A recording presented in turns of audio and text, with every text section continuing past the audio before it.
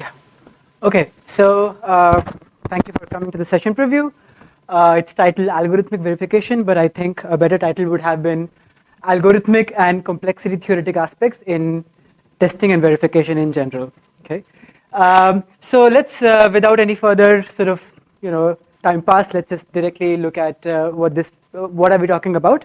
So for the audiences here, I think it's important to understand that this session is a little bit different from the traditional POPL sort of setting, wherein the focus is not so much on things like interactive proofs or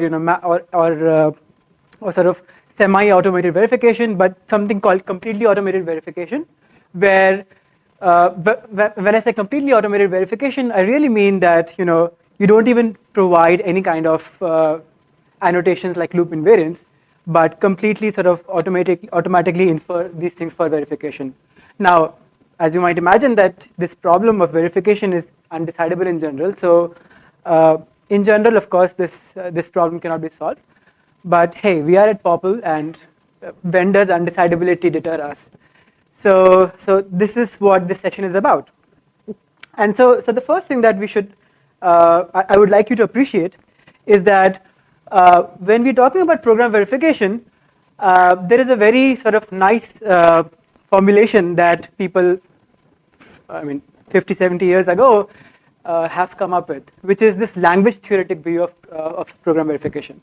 And so the broad ideas are that programs are languages, specifications are also languages, and then when you want to verify whether a program meets a specification, it's really a language-theoretic question that you want to answer here. Okay, so let's sort of look at a little bit details here. So this is the kind of programs that I'm going to look at. It's like a regular sequential program from this imp language, and then you can translate this program as a regular language. So what is this language really saying? It's basically this set of all control flow traces here. For example, if you take the path L1, L2, and then you enter the loop once and maybe twice, and then go to S2, that would correspond to L1, the string L1 followed by L2 followed by L3, and then again L2, L3, and then L5, right? So that string belongs to this language. So it's a coarse approximation of the actual set of traces that might be taken, but it's good enough for most purposes. When I say specifications are languages, that's of course very natural way to represent specifications.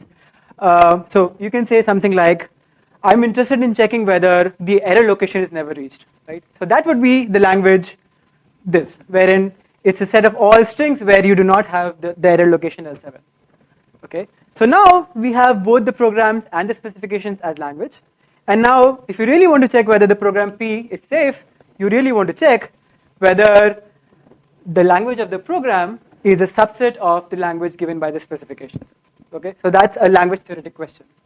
Okay, that's the view that most of these techniques look at, and this sort of view is not just limited to verification in the sense of looking at decidable classes of verification, but also things like static analysis, which are more sort of practical and sort of used in very, very industry specific tools, right? So this approach goes in hand with most traditional and more practical approaches for verification and analysis.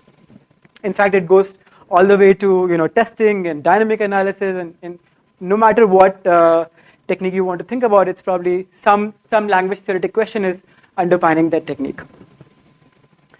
So the session today is very specific, and it sort of talks about this very particular question called language reachability. I shouldn't say it's specific because it's a question that you would end up answering in most of these analyses. So it turns out that for a large class of programs, you can construct a graph, which is a directed graph, and it's labeled with some labels coming from some alphabet like statements, etc., etc.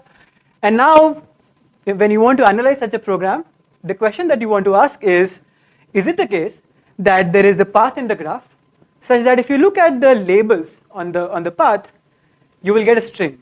Okay, that string belongs to some language. So here, for example, I'm interested in checking whether there is a path in this graph such that if I follow the labels on that path, I would get a string which says there are equally many calls and returns. Okay, so that's the kind of problem language reachability sort of addresses. So more formally, you have a graph and you have some labels from some alphabet, and also a language like this one, and you want to check whether there is a path in the graph such that if you look at the labels, the string that you get it belongs to this language. Okay, so that's the problem of language reachability. Now, for the talks today, the kind of languages that we're looking at are context-free languages. Okay, so context-free languages are essentially languages that are accepted by push-down automata, and they're a very natural model when it comes to programs which are recursive. Okay, so this is actually a very well-studied problem. When I say well-studied, I mean an age-old problem, but it seems that very recently in POPL, PLD, etc., we have seen some very nice recent results, recent progress, and I'm very excited about it. Anyway, so this problem sort of is the backbone of a lot of interprocedural analysis, and and I think broadly CFL, because the language that you want to look at is a context-free language, because it helps you sort of enhance the precision of your analysis, which would otherwise have been very naive. Without going into further details, one aspect that I want you to sort of remember for the talks is that this problem in general is can be solved in time which looks like n cubed by log n. Okay, and the algorithm, one of the simpler algorithm that runs in n cubed time is something that is similar to what is called the CYK algorithm for checking whether a string belongs to a context-free language. Okay, now a lot of the talks today are actually going to talk about very specific language, which is the Dyke language. So a Dyke language is the following. It's basically the language of well-matched parentheses.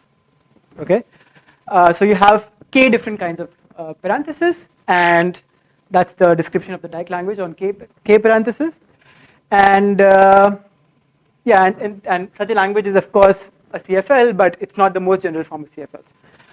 Turns out that for all the interprocedural analysis that people look at, this is a very nice class of language. So that's the instantiation of the CFL reachability to Dyke languages. It turns out that, okay, so this is not correct. I think that's for the next slide. So the next class of languages that people also look at are a little bit more convoluted, namely inter-Dyke languages. So this time you have two different languages, for example, or maybe three different languages. Each of them are Dyke languages, and the inter-Dyke language basically talks about the set of all words that you would get by interleaving words from all of these separate languages. Okay, so this problem of checking membership or reachability using an inter-Dyke language is actually an undecidable problem in general. And one of the paper actually talks about how to get better and better approximations that work well in practice. Okay, so I don't think I have a lot of time, but I just wanted to mention that these are very, very exciting times. I'm also I've started following some of the works that have appeared in the 4 or 5 years, and there are a lot of works, and they have led to both improvement in theory and practice. The talks today specifically are super, super interesting. One of the talks talks about this very specific question of, is it the case that an n-cube algorithm is the best possible? And this talk talks about how you prove lower bounds using very amazing techniques from something called fine-grained complexity, which is also an upcoming area in the theory community. I don't think I should even go through these things because the authors are going to do a good job.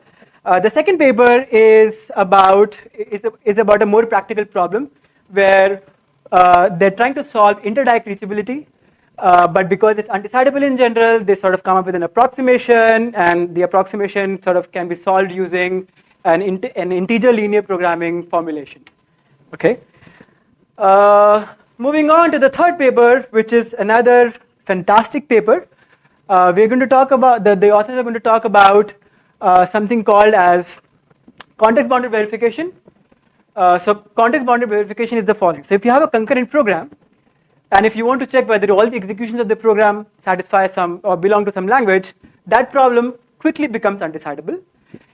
On the other hand, if context bounding says, how about we look at only those executions of concurrent programs which only allow, let's say, k context switches. Okay, this kind of problem is very usable when you're specifically interested in finding bugs. This is this paper is a little bit theoretical in nature, and the main result is that for certain kinds of specifications, this problem becomes decidable in a very nice complexity class, co-NP. But beyond that, I think I'll let the authors describe. So thank you for your attention. And if you are interested in more resources, here are the things that I would recommend.